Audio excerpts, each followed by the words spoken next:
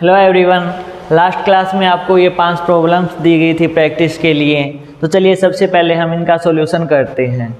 जैसे first problem है हमारी कि एक्स स्क्वायर माइनस का 5x प्लस का 2 इंटू dx। तो इसका जो इंटीग्रेशन होगा, तो जो फॉर्मूला था हमारा कि x की पावर 2 है, 2 का इंटीग्रेशन क्या होता है, उसमें एक पावर बढ़ा देते हैं और वही पावर हमारी नीचे आ जाती है। तो x की पावर 3/3 हो जाएगा। माइनस का 5x की पावर 1 है ना, यहाँ पे 1 का मतलब 1 में 1 जोड़ देंगे तो 2 हो जाएगा डिवाइडेड बाई 2। प्लस का कांस्टेंट, और कांस्टेंट के साथ कुछ भी नहीं है। तो आप एक बात याद करो कि कांस्टेंट का डिफरेंशिएशन 0 होता था, बट आपने ये भी तो चीज़ पढ़ी है ना कि x का डिफरेंशिएशन क्या होगा, 1 होगा। 2x का डिफरेंशिएशन क्या होगा, 2 होगा। 5x का डिफरेंशिएशन क्या होगा, 5 होगा। तो इसका मतलब क्या होगा कि 1 का इंटीग्रेशन x होगा, 2 का इंटीग्रेशन 2x होगा और 5 का इंटीग्रेशन 5x होगा। तो यहाँ पर 2 का इंटीग्रेशन क्या होगा, 2x होगा। और प्लस कांस्टेंट हम एक टर्म को लगाते ही आए हैं। वैसे भी आप अगर मैथमेटिकली उसी फॉर्मूले से भी प्रूव करना चाहते हो तो भी हमारे पास ये है कि यहाँ पर x की पावर 0 मान लो, क्योंकि किसी की भी पावर 0 हमेशा 1 होता है। 0 में 1 जोड़ोगे वही नीचे लेके आओगे तो 2x ही बनेगा। सेकंड रूट x मतलब x की पावर हाफ। x की पावर हाफ का इंटीग्रेशन x की पावर 1/2 में 1 जोड़ देंगे और वही 1/2 प्लस 1 नीचे आ जाएगा प्लस c, यानी x की पावर 3/2। यहाँ पे 3/2 करेंगे तो यहाँ पर एक 2 ऊपर चला जाएगा। सेम टू सेम हमारी थर्ड प्रॉब्लम है कि 5 इंटू एक्स की पावर 4 है, 5 इंटू एक्स की power 4 minus 3 into x square minus का एक्स की पावर माइनस 2 इंटू dx। अब इसका जो इंटीग्रेशन होगा कि पावर 4 है, 4 में हम 1 ऐड करेंगे और वही चीज़ नीचे आएगी। तो मतलब 5 इंटू एक्स की पावर 5 डिवाइडेड बाई 5 माइनस का 3x की पावर 3 डिवाइडेड बाई 3 माइनस का x की पावर -2 में 1 ऐड करूँगा तो मतलब -1 बचेगा और वही -1 नीचे आ जाएगा। इसमें 5 से 5 कैंसिल, 3 से 3 कैंसिल, माइनस से माइनस कैंसिल और हमारे पास एक रिजल्ट आ जाएगा। तो ये हमारे 3 अलजेब्रिक फंक्शन थे, उनके इंटीग्रेशन हो गए। और हमने लास्ट जो थर्ड फॉर्मूला पढ़ा था u इंटू वी का, तो उस फॉर्मूले के अकॉर्डिंग हम इन दोनों का इंटीग्रेशन करेंगे।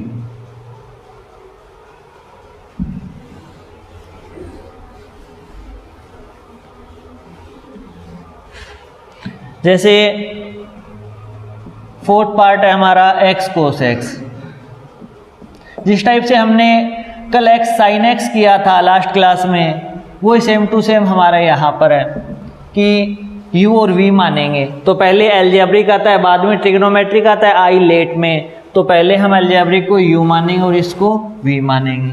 तो इंटीग्रेशन का जो फॉर्मूला था u as it is, x as it is, integration किसका, cos x का, माइनस का इंटीग्रेशन ऑफ, पहले डिफरेंशिएशन करेंगे x का, फिर इंटीग्रेशन करेंगे cos x का, और फिर जो रिजल्ट आएगा उस टोटल रिजल्ट का भी इंटीग्रेशन किया जाएगा इनटू dx। तो x as it is, cos x का इंटीग्रेशन हमारा sin into sin x, minus का x का डिफरेंशिएशन 1 है, 1 इंटू समथिंग, कोई फर्क ही नहीं पड़ता 1 का। तो cos x जो है, cos x का इंटीग्रेशन क्या होगा, sin x into dx। x sin x minus sin x का इंटीग्रेशन माइनस कोस होता है तो ये आके प्लस हो जाएगा, प्लस का cos x और प्लस ये एक आता ही है। तो ये हमारा फोर्थ का इंटीग्रेशन हो गया। एक बार और आप रिपीट कर सकते हो इसको, u हम x को मानेंगे, v हम cos x को मानेंगे। तो x इंटू cos x का इंटीग्रेशन माइनस x का डिफरेंशिएशन और cos x का इंटीग्रेशन, जो रिजल्ट आया उसका होल इंटीग्रेशन। तो ये हमारा फोर्थ पार्ट सॉल्व हो गया।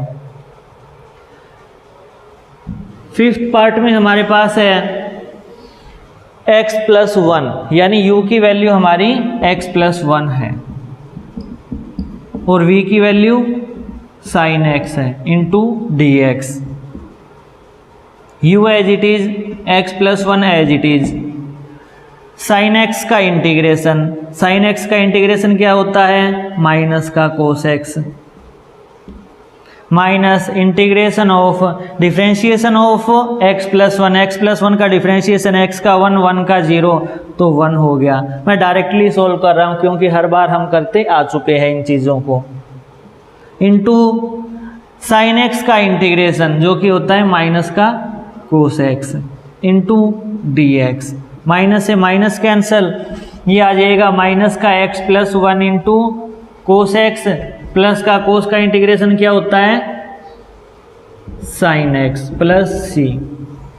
एक बात का आप हमेशा ध्यान रखना कि साइन का डिफरेंशिएशन कोस होता है, कोस का डिफरेंशिएशन माइनस साइन होता है, बट जब हम बात इंटीग्रेशन में चले जाते हैं तो साइन जस्ट अपोजिट हो जाते हैं। यानी साइन का इंटीग्रेशन क्या होगा, माइनस कोस होगा और कोस का प्लस का साइन इंटीग्रेशन होगा।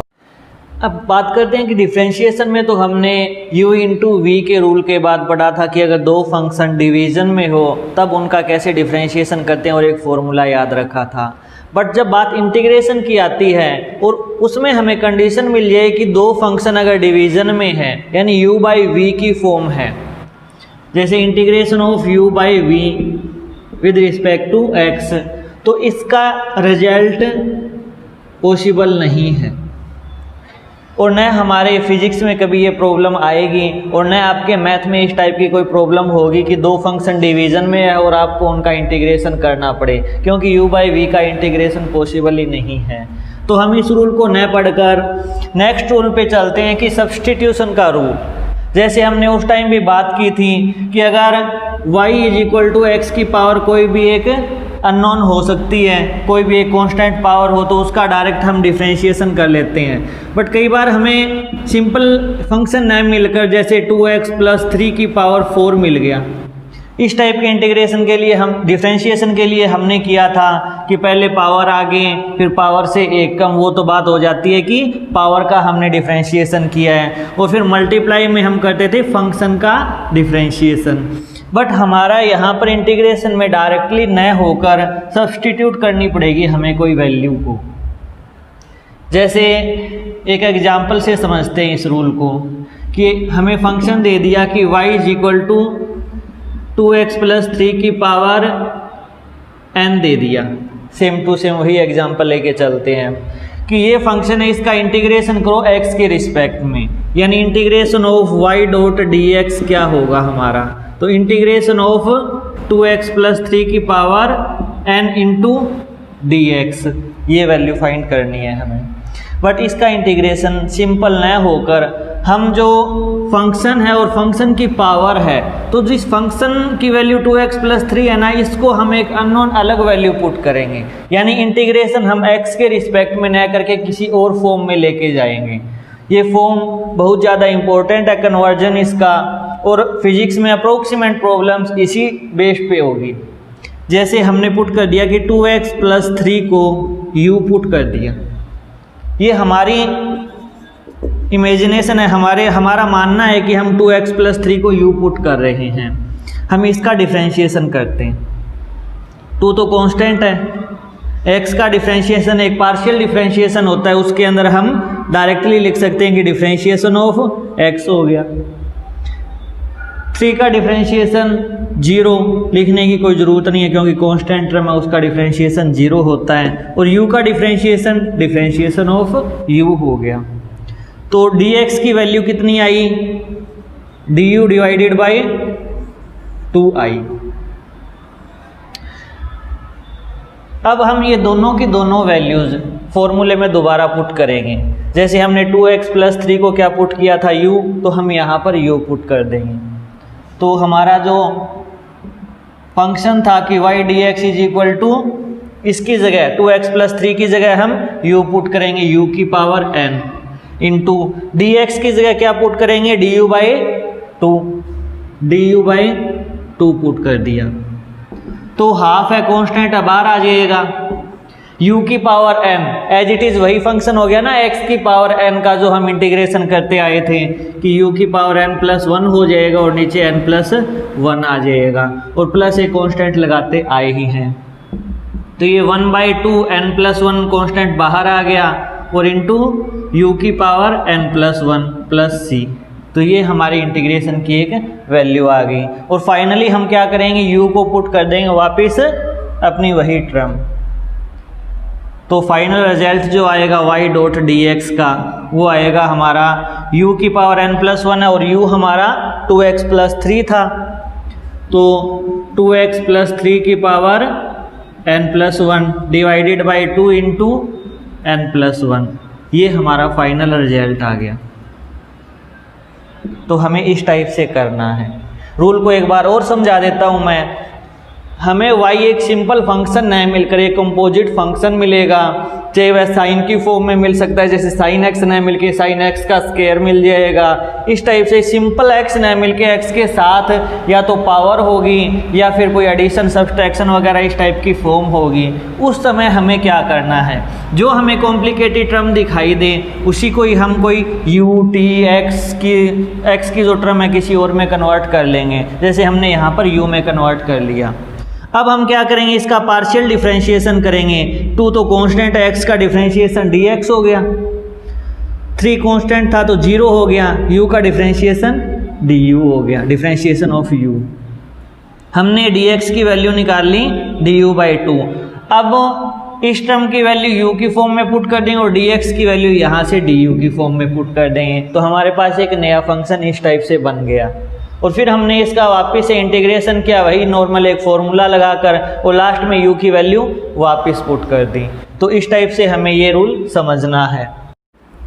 जैसे हमें y is equal to sine 2x plus 3 दे दिया कि साइन की टर्म में आ गया अब ये फंक्शन हमारा। अब हमें इसका डिफरेंशिएशन करना पड़े तो कैसे करेंगे, तो सेम टू सेम वही स्टेप है कि हम क्या करेंगे, 2x प्लस 3 को u पुट कर दिया हमने और इसका पार्शियल डिफरेंशिएशन करेंगे। Partial differentiation means 2 as it is x का डिफरेंशिएशन dx, 3 का डिफरेंशिएशन कांस्टेंट है तो 0 इज इक्वल टू du। तो dx की वैल्यू कितनी आ जाएगी, du डिवाइडेड बाई 2 आ जाएगी। एक तो हमारी ये वैल्यू होगी, दूसरी वैल्यू ये होगी। और हमसे पूछा गया है कि y डॉट dx इंटीग्रेशन, यानी y का x के रिस्पेक्ट में हमसे इंटीग्रेशन पूछा है, तो ये वैल्यू होगी हमारी sign 2x plus 3 dot dx। अब हमें 2x प्लस 3 की वैल्यू जो हम u पुट कर रहे हैं हम वहाँ पर भी u पुट करेंगे, जो कि साइन u हो जाएगी। और dx की वैल्यू क्या होगी, du डिवाइडेड बाई 2 होगी, du डिवाइडेड बाई 2, और इसका इंटीग्रेशन करना पड़ेगा हमें। अब साइन u है डिवाइडेड बाई 2 है, 2 तो एक कांस्टेंट टर्म है तो बाहर आ जाएगी, बाहर आ गई 1/2 की वैल्यू। अब साइन का इंटीग्रेशन क्या था, माइनस का कोस, तो माइनस का कोस u प्लस एक कांस्टेंट आता ही है। अब हम लास्ट में क्या करेंगे, u की वैल्यू वापस पुट कर देंगे, 2x प्लस 3 थी तो यहाँ पे भी u की वैल्यू वापस पुट करके रख देंगे, यानी y डॉट dx की वैल्यू हमारे पास आ जाएगी माइनस का 1/2 कोस 2x प्लस 3 और एक कांस्टेंट। ये हमारे पास फाइनल रिजल्ट आ जाएगा। सेम टू सेम ही करना है, जहाँ पे भी आपको थोड़ा कॉम्प्लिकेशन लगे उसी चीज़ को हम u पुट कर देंगे और पार्शियल डिफरेंशिएशन करके 2 अलग अलग वैल्यू पुट कर देंगे और हमारे पास अपना रिजल्ट आ जाएगा। अब बहुत बार हमें ये चीज़ मिलेगी कि 2 फंक्शन मल्टीप्लाई में मिलेंगे, बट दोनों के दोनों सिंपल ना होकर थोड़े से कॉम्प्लिकेटेड टाइप के होंगे। जैसे हमें y मिल जाएगा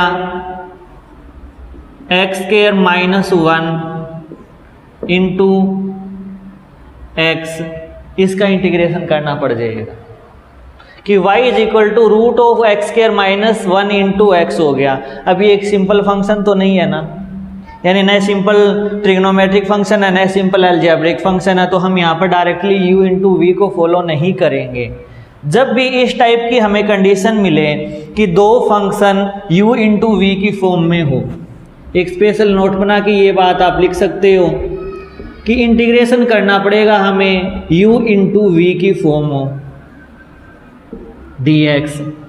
तो सबसे पहले एक बात आप जरूर चेक करना कि u और v में अगर कोई टर्म किसी का डिफरेंशिएशन है या बन सकती है तो हम एक अच्छे तरीके से इसे सॉल्व कर सकते हैं, अदरवाइज u इंटू वी का फॉर्मूला लगाएंगे तो और ज़्यादा कॉम्प्लिकेशन हो जाएगा।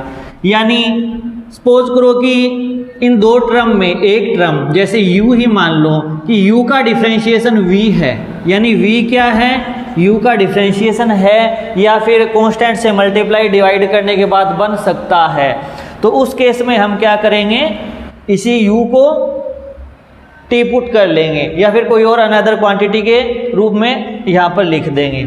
जैसे हम यहाँ पर देखें कि एक्स स्क्वायर माइनस 1 है और एक x है, तो अगर मैं एक्स स्क्वायर माइनस 1 को डिफ्रेंशिएट करूँ तो एक्स स्क्वायर माइनस 1 का डिफ्रेंशिएशन क्या आएगा, differentiation of x square minus 1 का 2x आएगा।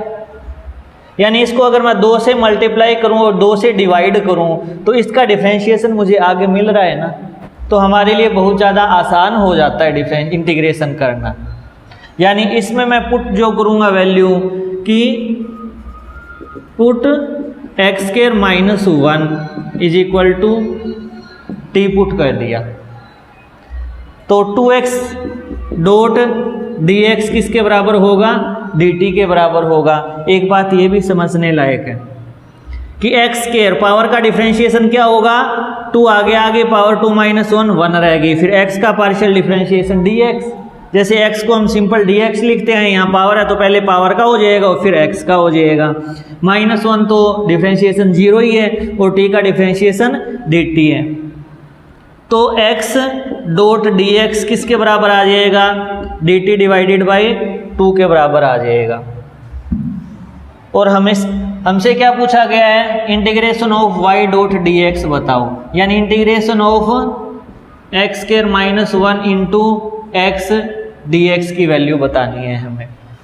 तो एक्स स्क्वायर माइनस 1 हमारे पास क्या है, एक्स स्क्वायर माइनस 1 हमारे पास t है, तो हम यहाँ पर वैल्यू इसकी t लिख देंगे। अब ध्यान रखें हमने सिर्फ और सिर्फ एक्स स्क्वायर माइनस 1 को t पुट किया है, न कि रूट एक्स स्क्वायर माइनस 1 को टी पुट किया है। तो रूट तो एज इट इज रहेगा, अंदर वाली जो टर्म थी वह हमारी t बन जाएगी। और x dx किसके बराबर है, dt डिवाइडेड बाई 2 के बराबर, तो x dx की जगह dt डिवाइडेड बाई 2 कांस्टेंट है हमारा बाहर ही आ जाएगा 1/2। और रूट की फॉर्म अगर मैं पावर में चेंज करूं तो t की पावर हाफ है इंटू dt है। अब t की पावर हाफ का इंटीग्रेशन क्या होता है, t की पावर हाफ में 1 जोड़ेंगे 1 ऐड करेंगे तो 3/2 होता है, और वही टर्म हमारी 3/2 नीचे आ जाएगी डिनोमिनेटर में, और प्लस का c। अब 2 से तो 2 कैंसिल, t की power 3/2 divided by 3 plus c, और t की हम वापस से वैल्यू पुट कर देंगे।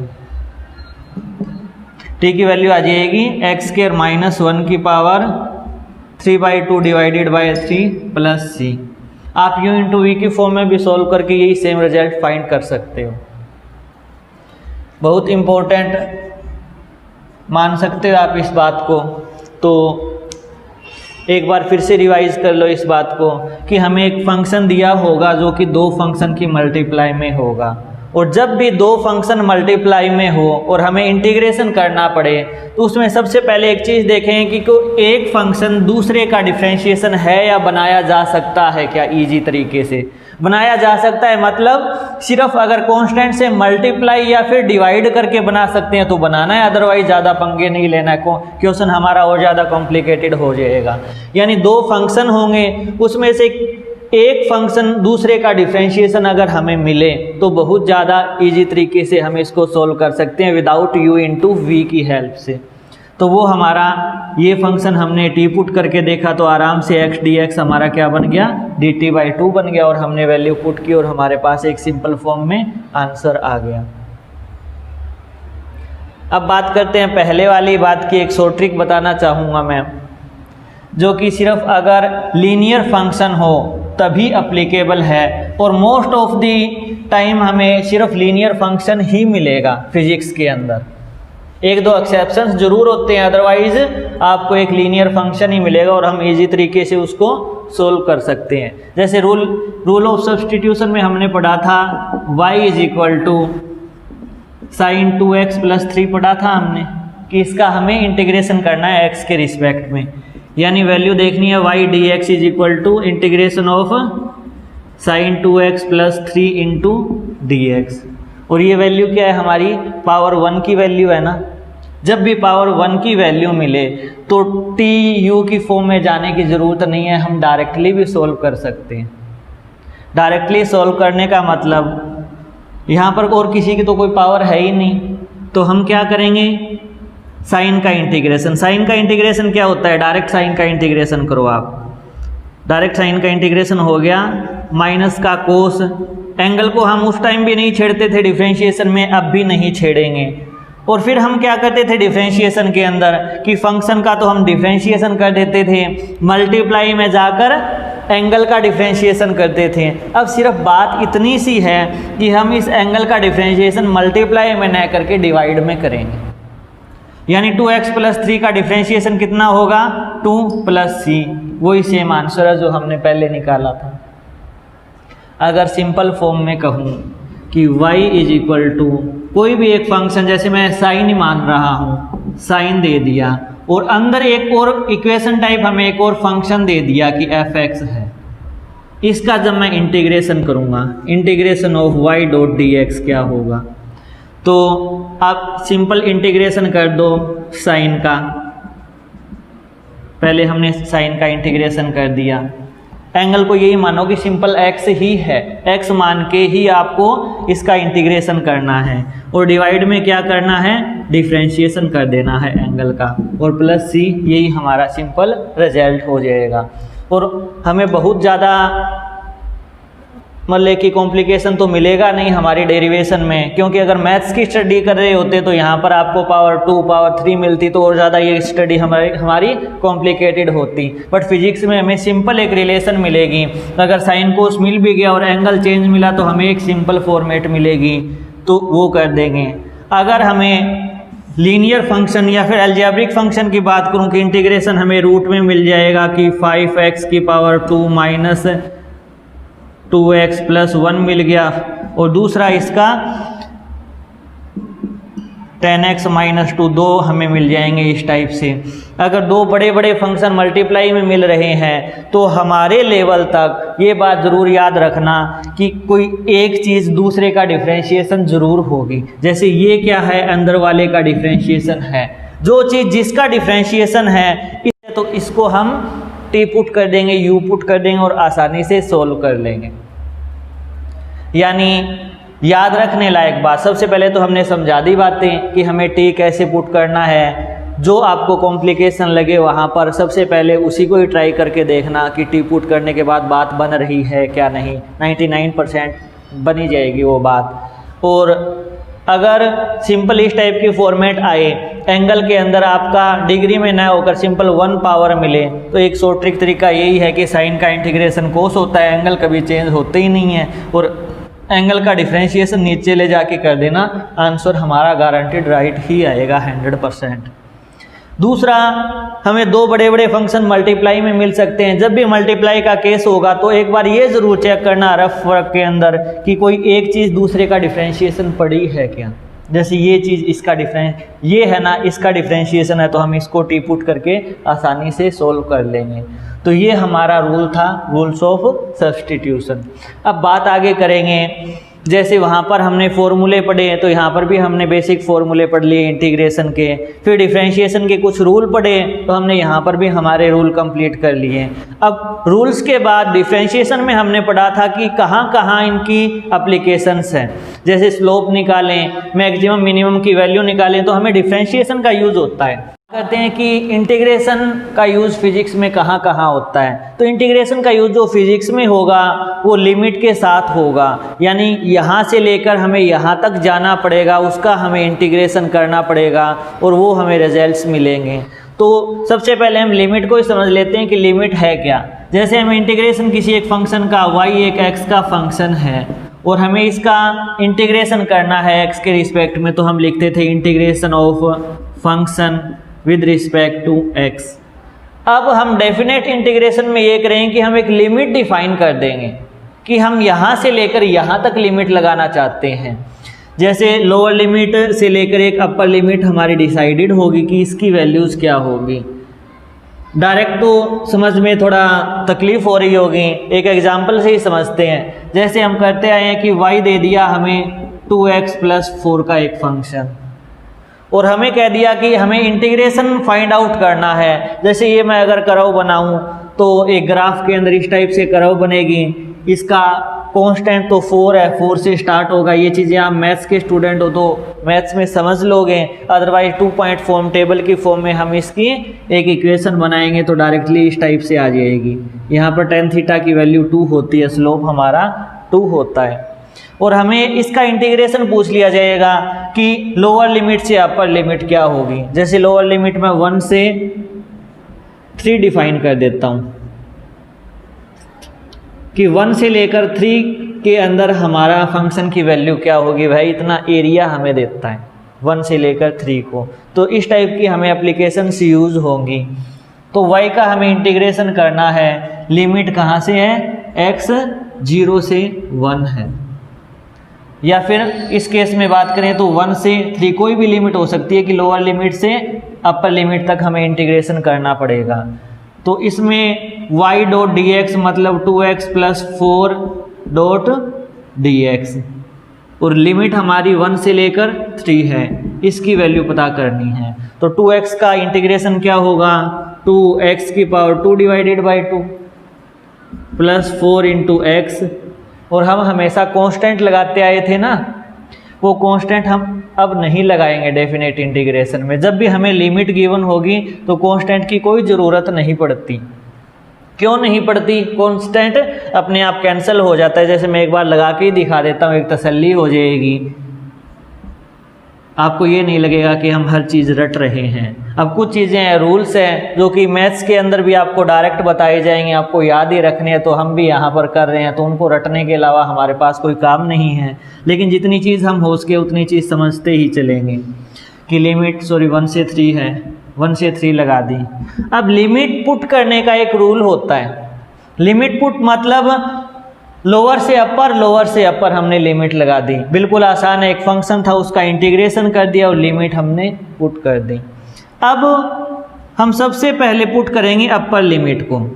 ये लिमिट है किसकी, x के रिस्पेक्ट में इंटीग्रेशन किया है तो x की ही लिमिट होगी, यानी आपको जहाँ जहाँ x दिखाई दे रहा है वहाँ वहाँ हम 3 पुट कर देंगे। तो ये तो 2 से 2 कैंसिल ही हो गया। अब x का स्क्वायर है, इसका मतलब 3 का स्क्वायर होगा, 3 का स्क्वायर 9 होता है, + 4 × x है तो 4 × 3 क्या होगा, 12 होगा। c के साथ x है ही नहीं तो प्लस का c आ जाएगा। लिमिट समझ में आई, एक बार और देख लो। 2 से तो 2 कैंसिल ही हो गया, x की जगह हमें 3 पुट करना है तो 3 का स्क्वायर 9, 4 × 3 का मतलब 12, c का c। अब अपर लिमिट पुट करने के बाद हम माइनस का साइन लगाएंगे और लोअर लिमिट को पुट करेंगे, यानी अपर लिमिट माइनस की लोअर लिमिट। अब जहाँ पे भी x दिखाई देगा वहाँ पर हम 1 पुट करेंगे, तो 1 का स्क्वायर 1 होता है, 4 × 1 4 होता है, c का c रह जाएगा। और 9 और 12 कितने होते हैं, 21 + c, ये 5 है, यहाँ पर माइनस का साइन है तो माइनस का 5 माइनस का c से तो c कैंसिल हो गया। हर बार ही कैंसिल होगा क्योंकि कांस्टेंट के साथ कोई टर्म तो आती नहीं है वेरिएबल्स की, तो लिमिट में भी पुट नहीं की जाएगी। बीच में माइनस है तो हमेशा ही c कट जाएगा। इससे अच्छा हम डायरेक्टली याद रखेंगे कि जब भी लिमिट के साथ हमें इंटीग्रेशन करना पड़े उस केस में हम कांस्टेंट कभी भी नहीं लगाएंगे। तो 21 में से 5 गए, 16 हमारा आंसर आ जाएगा। अब बात करते हैं इसकी। अगर मैं 2 पॉइंट्स फाइंड आउट करूं, जैसे x की वैल्यू अगर मैं इस इक्वेशन में 1 रखूं, ये आंसर 16 आया और 16 ही इसका एरिया होगा। ये चीज़ मैं प्रूफ करने जा रहा हूं अभी, ताकि एक नया कॉन्सेप्ट हमारा क्लियर हो। एक बार इस थीटा को तो भूल जाओ, एक ये लाइन थी। अगर x की वैल्यू 1 हो, जैसे मैं एक बॉक्स बनाऊं, आप 10th क्लास में बनाते आए हो x और y, x की वैल्यू मैं 1 पुट करूँगा तो y की वैल्यू कितनी हो जाएगी 6, यानी ये कोऑर्डिनेट्स हमारा 1,6 है। x की वैल्यू अगर 3 पुट होगी तो y की वैल्यू कितनी होगी 10, यानी ये कोऑर्डिनेट हमारा 3,10 हो जाएगा। अब आपको एक ट्रेपेजियम दिखाई दे रहा है। ट्रेपेजियम का एरिया भी हम निकालते आए हैं। ट्रेपेजियम का area half into sum of parallel side into difference between them.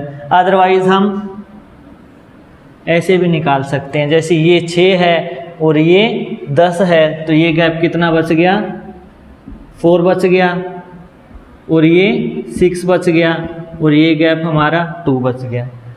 ये फर्स्ट एरिया मानो, ये सेकंड एरिया मानो, तो A1 की वैल्यू कितनी होगी, ट्रायंगल का एरिया, राइट एंगल ट्रायंगल का area half into base into height, half into base into height मतलब 4। अब इसका एरिया A2 कितना आएगा, एक रेक्टेंगल का एरिया लेंथ इंटू ब्रेथ, यानी 2 इंटू 6 इज इक्वल टू 12 आ गया। तो टोटल एरिया कितना आएगा, A is equal to A1 plus A2 कितना आएगा 4 और 12 कितना होता है 16, और हमारा आंसर भी कितना आया था 16। इसका मतलब क्या हुआ कि किसी भी कर्व का हम इंटीग्रेशन करेंगे और वह इंटीग्रेशन एक लिमिट के साथ किया जाए तो उसका जो रिजल्ट आता है वह उस कर्व का पॉजिटिव एक्स एक्सिस के साथ एरिया ही आता है। ये एक हमें बात नोट करनी है। तो इसकी एप्लीकेशन थोड़ी सी आपको डिफ़िकल्ट लग रही होगी, तो हम एक बार और रिवीजन करेंगे, थोड़ा धीरे धीरे करेंगे, क्योंकि बहुत ज़्यादा इंपॉर्टेंट चीज़ है ये हमारे लिए।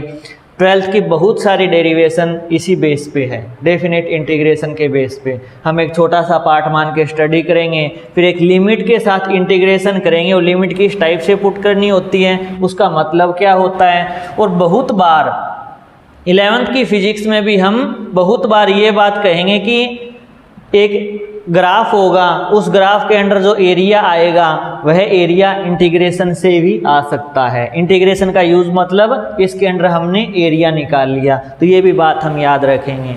तो एक बार ये रिवाइज कर लो कि जैसे हमें एक फंक्शन दे दिया जाएगा और लिमिट के साथ हमें इसका इंटीग्रेशन करना है, तो जब तक इंटीग्रेशन न कंप्लीट होना तब तक तो आप दिमाग में एक ही बात रखो कि हमें लिमिट दी नहीं गई है। जैसे आपको 2x + 4 डायरेक्ट फंक्शन ही दे दिया, आप 2x + 4 का डिफरेंशिएट इंटीग्रेशन कर लोगे, और कांस्टेंट का मैंने बता ही दिया लास्ट में कट ही जाना है, तो ये तो बात दिमाग में रह ही रहेगी कि जब भी हम लिमिट लगाएंगे कांस्टेंट का वहाँ पर कोई यूज़ नहीं है।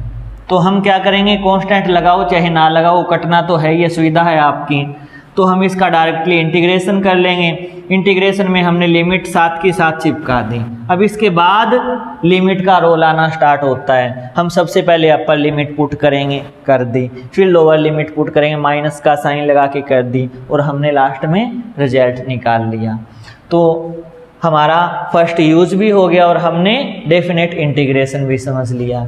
यानी अगर मैं एप्लीकेशन की बात करूँ तो इसकी फर्स्ट एप्लीकेशन है इंटीग्रेशन कोई भी एक फंक्शन का इनटू dx क्या होगा, एरिया अंडर दी कर्व। जो भी एक कर्व बनेगी, जैसे स्ट्रेट लाइन बनी है, वही हमारा क्या होगा, इस फंक्शन के कारण जो कर्व बनेगी उस कर्व की एक लिमिट के साथ a से b जो लिमिट है ना, उसका एरिया ही हमें देगी। सबसे मेन हमारा यही है।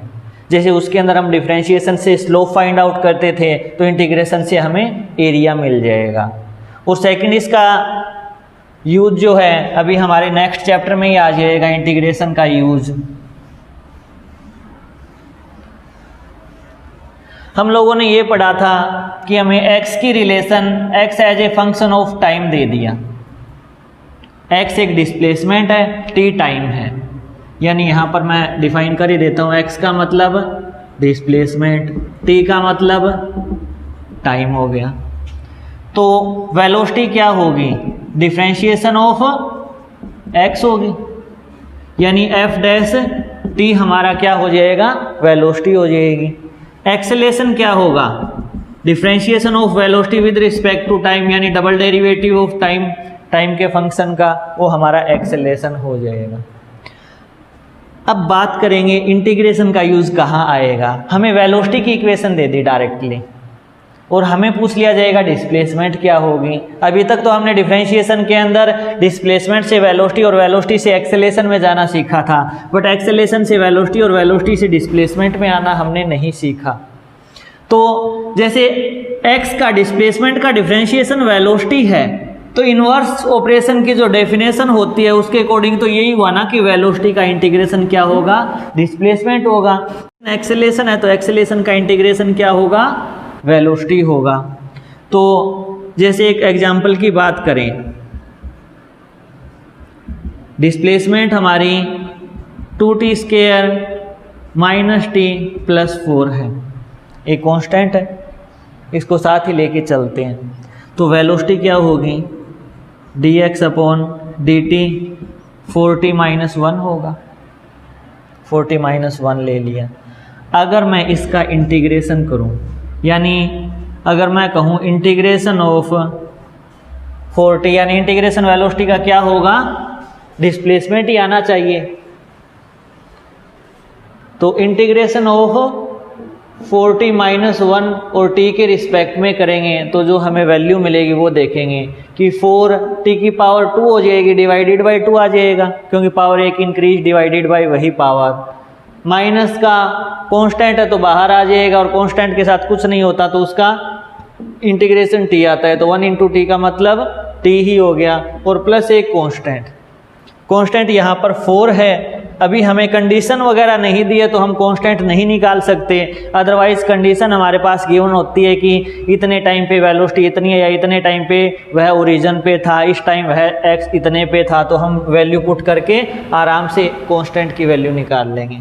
जैसे हमें गिवन होगा कि at t is equal to 0 पर x की वैल्यू 2 थी, तो क्या होगा, जैसे इसमें t इज इक्वल टू 0 पर x कितना है, 4 है ना, यानी इस इक्वेशन की बात करूं तो t इज इक्वल टू 0 पे x की वैल्यू 4 है, वही चीज़ मैं यहाँ पर पुट कर दूंगा, तो ये तो कट के 2 हो जाएगा ना। तो x की वैल्यू कितनी आई, 2t square minus T plus 4 आई, और गिवन कंडीशन क्या थी, t इज इक्वल टू 0 पे x 4 था, तो at t is equal to 0 पर x की वैल्यू कितनी है, 4 है, हम यहाँ पर पुट करेंगे 4 इज इक्वल टू t की वैल्यू 0 पुट करेंगे तो ये भी 0 हुआ, ये भी 0 हुआ, और यहाँ पर ये कांस्टेंट था ना, तो कांस्टेंट की वैल्यू 4 आ गई जो कि हम पुट कर देंगे, तो हमें इस टाइप से कांस्टेंट की भी वैल्यू मिल जाएगी। यानी इसका सेकंड